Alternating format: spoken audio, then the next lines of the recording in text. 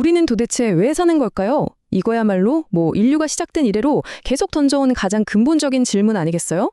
오늘 이 시간에는요, 이 엄청난 질문에 대한 여러 가지 답들을 한번 쭉 파헤쳐 볼 겁니다. 우리가 매일같이 하는 그 일이라는 것부터 시작해서 삶 전체를 바라보는 거대한 세계관에 이르기까지 말이죠. 이 의미를 찾아 떠나는 여정 같이 한번 따라가 보시죠. 자, 그럼 바로 한번 시작해 볼까요? 제가 질문 하나 드릴게요. 한번 상상해 보세요.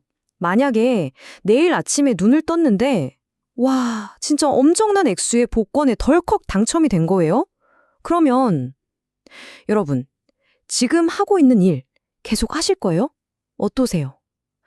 이 되게 간단해 보이는 질문이요. 사실은 우리가 일을 그리고 더 나아가서 우리 삶 전체를 어떻게 바라보고 있는지를 아주 정확하게 보여주는 리트머스 시험지 같은 거거든요. 방금 그 질문에 여러분이 뭐라고 답하셨든 그게 바로 오늘 우리가 다룰 첫 번째 주제랑 딱 연결이 됩니다. 요즘 사람들이 일을 바라보는 방식에 정말 극과 극의 두 가지 관점이 있거든요. 과연 일이라는 게 정말 지긋지긋해서 벗어나고 싶은 형벌 같은 걸까요? 아니면 일 그 자체가 내 삶의 목적이 되는 걸까요? 자, 지금 보시는 것처럼 세상이 우리에게 보여주는 일의 두 가지 모습이 있어요. 먼저 왼쪽, 생존을 위한 일. 이건 말 그대로 그냥 먹고 살려고 하는 일이에요. 그러니까 꿈이 뭐냐고 물어보면 하루라도 빨리 은퇴하는 거요. 아니면 로또 맞는 거요. 이런 대답이 나오는 거죠. 그리고 그 반대편에는 지위를 위한 일이 있습니다. 일이 곧 나 자신이고 내 정체성인 거예요. 여기서 성취감도 느끼고요. 근데 이게 또 문제가 뭐냐면 끊임없는 경쟁 속으로 우리를 밀어넣고 결국엔 어떻게 되죠? 다 타버리는 거죠. 번아웃이 오는 거예요. 결국 이 두 가지 관점 모두 일의 의미를 세상적인 성공이나 기준으로만 본다는 공통점이 있는 셈이죠. 사실 일을 이렇게 형벌이나 짐처럼 생각하는 건요, 어제 오늘 일이 아닙니다. 굉장히 오래됐어요. 여기 고대 메소포타미아 신화 한번 보실래요? 진짜 재밌는데 신들끼리 전쟁을 하다가 진 신이 있잖아요? 그 신의 피로 인간을 만들었대요. 왜? 신들이 하기 싫어하는 온갖 힘든 노동을 다 시키려고요. 좀 충격적이죠? 이 옛날 이야기가 뭘 보여주냐면 일이라는 건 본질적으로 뭔가 저주받은 거고 힘든 거라는 생각이 우리 문화 속에 얼마나 깊이 뿌리 박혀 있는지를 보여주는 거죠. 일에서 의미를 잃어버리면 삶의 한 조각이 흔들리는 거겠죠. 그런데 만약에요, 이 문제가 일에만 그치지 않고 점점 커져서 삶의 모든 것에서 그 어떤 의미도 찾을 수 없게 된다면 그럼 어떻게 될까요? 바로 이 지점에서 우리는 훨씬 더 깊고 어두운 철학적 위기, 바로 허무주의라는 걸 마주하게 되는 겁니다. 허무주의. 좀 어렵죠. 근데 말 그대로 아무것도 없다, 텅 비어있다, 이걸 믿는 거예요. 이 삶의 어떤 본질적인 의미나 목적 같은 건 애초에 존재하지 않는다는 거죠. 이런 세계관에서 보면 인간은 뭘까요? 그냥 정해진 원인과 결과에 따라 착착 움직이는 거대한 기계의 부품, 톱니바퀴 하나에 불과한 거예요. 자유이지? 그런 건 다 환상이고 모든 건 이미 결정되어 있다. 이런 생각에 맨 끝까지 가보면 논리적으로 도착하게 되는 곳이 바로 이 허무주의라는 역인셈입니다. 자, 이런 허무주의적인 세계관을요, 진짜 이렇게까지 표현할 수 있나 싶을 정도로 극적으로 보여준 예술작품이 하나 있습니다. 사무엘 베케트라는 작가의 정말 짧은 연극인데요. 길이자 35초밖에 안 돼요. 제목은 숨입니다. 이 연극, 놀랍게도 배우가 한 명도 안 나옵니다. 무대에는요, 그냥 쓰레기만 잔뜩 널려 있어요. 희미한 불빛이 들어오고 어디선가 갓난아기의 첫 울음소리가 들립니다. 응애 하고요.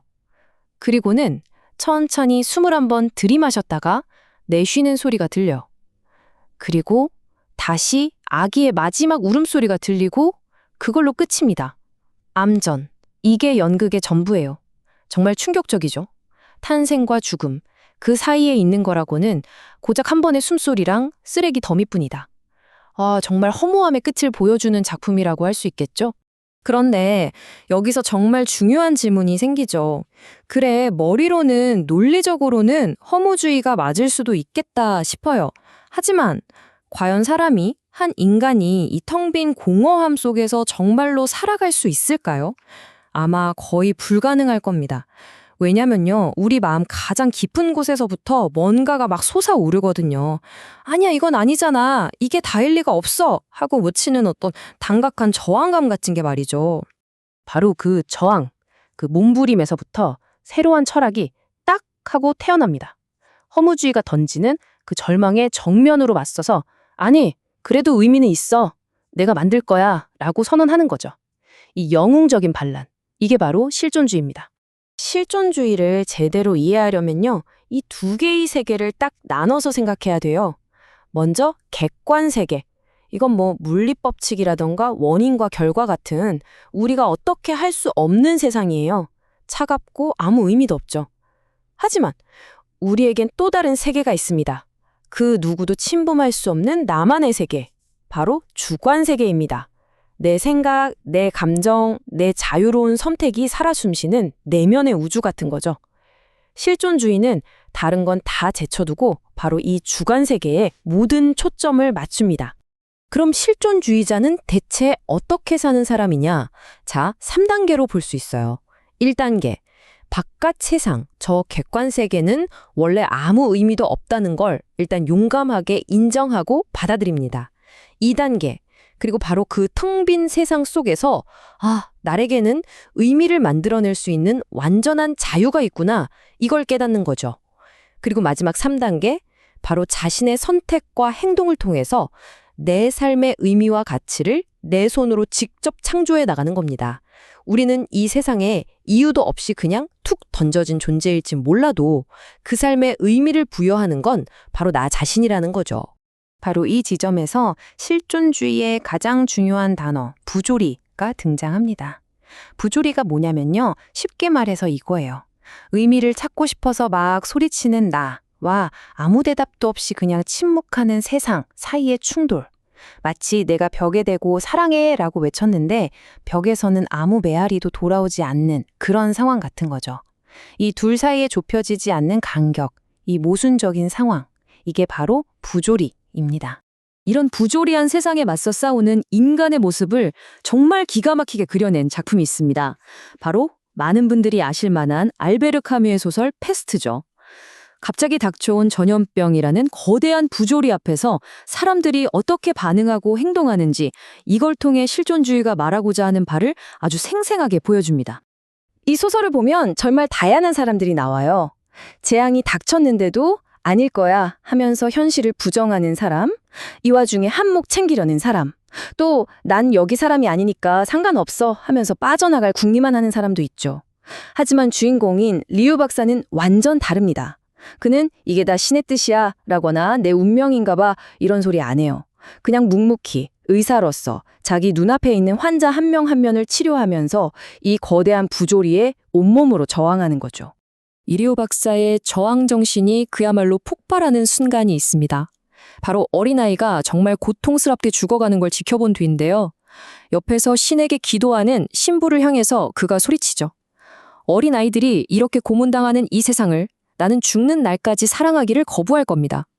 만약 이게 신의 뜻이라면 자기는 그런 신도, 그런 세상도 받아들일 수 없다는 거예요. 바로 이겁니다. 신이나 운명 같은 초월적인 존재에 기대는 게 아니라 오직 인간의 힘으로 서로 연대하고 투쟁하면서 이 부조리에 맞서 싸우는 것. 이게 바로 실존주의의 심장인 거죠. 하지만 이 영웅적인 반란에도 너무나 명확한 한계가 있습니다. 우리가 아무리 고귀하게 저항하고 아무리 치열하게 싸워도 절대로 이길 수 없는 마지막 부조리가 버티고 있거든요. 그게 뭘까요? 바로 죽음입니다. 모든 투쟁은 예외 없이 이 죽음이라는 벽 앞에서 멈춰서게 되죠. 자, 그럼 여기서 우리는 또 다른 질문에 부딪힙니다. 어차피 질 걸 알면서도 결국 패배할 수밖에 없는 싸움이라는 걸 알면서도 끝까지 맞서 싸웠다는 그 사실, 그것만으로 우리 삶은 충분히 의미 있다고 말할 수 있을까요? 여러분은 어떠세요? 아니면 우리는 그 너머에 있는 또 다른 종류의 답을 찾아야만 하는 걸까요? 이제 우리는 완전히 다른 길로 한번 가보려고 합니다. 지금까지와는 출발선 자체가 다른 관점에서 이 의미의 문제를 바라보는 거죠. 이건 뭐 철학 논쟁에서 내가 맞다고 이기기 위한 그런 답이 아니고요. 세상을 바라보는 안경 자체를 바꿔 끼는 근본적인 틀이 다른 대답입니다. 이 관점에서 보면요. 일은 더 이상 먹고 살기 위한 형벌도 아니고 남에게 보여주기 위한 지위도 아닙니다. 일은 바로 소명이에요. 영어로는 콜링이죠. 부름을 받았다는 뜻이에요. 암을 연구하는 과학자든 땅을 파는 노동자든 집에서 아이 기저귀를 가는 부모든 그 모든 일이 이 망가진 세상을 돌보고 가꾸고 회복시키는 데 참여하는 신성하고 존엄한 활동이라는 겁니다. 일이 저주가 아니라 선물이라는 정말 180도 다른 생각의 전환이죠. 그리고 이 세계관에서 정말 중요한 게 하나 더 있습니다. 바로 쉼이에요. 그냥 노는 게 아니라 의도적인 쉼, 즉 안식이죠. 여기서는 이 안식을 문에 달린 경첩에 비유하는데요. 이게 무슨 뜻이냐면 신을 향한 우리 의무라는 문과 우리 이웃을 향한 의무라는 문, 이 두 개의 중요한 문을 딱 연결해서 튼튼하게 지탱해주는 핵심 부품이 바로 쉼이라는 겁니다. 여기 나오는 비유들이 진짜 기가 막힙니다. 첫째로 쉼은 마치 사격하기 전에 총의 조준점을 맞추는 0점 조준 같다는 거예요. 잠시 모든 걸 멈추고 내가 지금 인생이라는 총을 엉뚱한 데 쏘고 있지는 않은지, 올바른 목표를 향해 겨누고 있는지 다시 한번 확인하는 시간이라는 거죠. 그리고 또 하나, 쉼은 우리를 끝없이 일하게 만드는 탐욕과 두려움이라는 야생마에 재갈을 물리는 역할을 합니다. 일이 내 삶의 주인이자 왕, 즉 우상이 되어버리는 걸 막아주는 아주 강력한 브레이크인 셈이에요. 자, 이제 오늘 이야기의 마지막입니다. 그리고 정말 놀라운 반전이 우리를 기다리고 있어요. 그 누구보다 치열하게 신없는 세상의 부조리에 맞서 저항하라고 외쳤던 실존주의의 아이콘 알베르 카뮤 이야기입니다. 놀랍게도 그는 말년에 파리의 한 교회에 비밀리에 다니기 시작했다고 합니다.